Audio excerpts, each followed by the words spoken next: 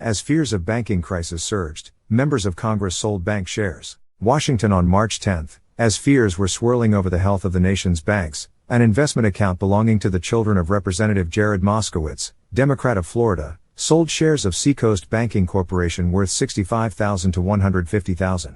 2 days later, with the government working to control the crisis, Mr. Moskowitz said in a television interview that he had attended a bipartisan congressional briefing on the tumult. And on March 13, as investors fretted over the failure of Silicon Valley Bank and two other, smaller banks, Seacoast Banking shares fell nearly 20%. A spokesman for Mr. Moskowitz said in an email that the Seacoast share sales had been suggested by the congressman's financial advisor as a means to diversify his young children's holdings. Mr. Moskowitz said the congressional briefing on the bank crisis had taken place just before the television interview and after the shares were sold. But the transaction was just one example of how members of Congress continue to buy and sell stocks and other financial assets in industries that intersect with their official duties. At least 8 members of Congress or their close relatives sold shares of bank stocks in March, according to an analysis by Capital Trades, a project of the data firm Tuic, a number that could rise in the coming days, as lawmakers make additional disclosures of trades made last month. Though broadly legal, stock trading by members of Congress has become a flashpoint because lawmakers are sometimes privy to closely held information about the companies and industries they oversee. A New York Times investigation last year showed that during a 3-year period,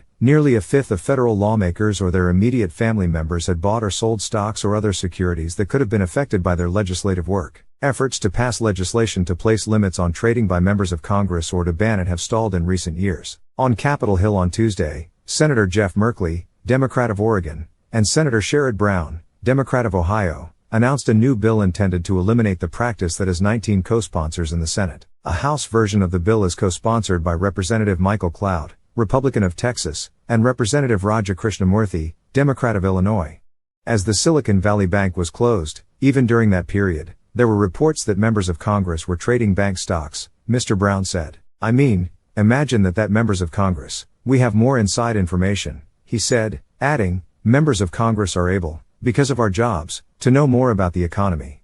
Representative Dan Goldman, a New York Democrat, sold shares of First Republic Bank, the large depositor that was rapidly losing both cash and clients, on March 15, the day before it received an industry bailout of $30 million. The wife and children of Representative Ro Khanna, Democrat of California, sold First Republic shares that same day. Representative John Curtis, Republican of Utah, sold shares in First Republic from a joint account with his spouse on March 16, the day the industry bailout occurred. By that time, First Republic shares had already fallen nearly 80% from a February peak. The timing of the sales by those 3 lawmakers or their relatives meant that the sellers averted an additional price swoon that was still to come. First Republic stock is now down nearly 90% since the beginning of this year. A spokesman for Mr. Goldman has said that his portfolio is managed by a third party without his knowledge and that he is setting up a blind trust to avoid any appearance of a conflict of interest. Mr. Khanna has said that his filings relate to trades made by a diversified trust belonging to his wife and young children and that he has no involvement in it.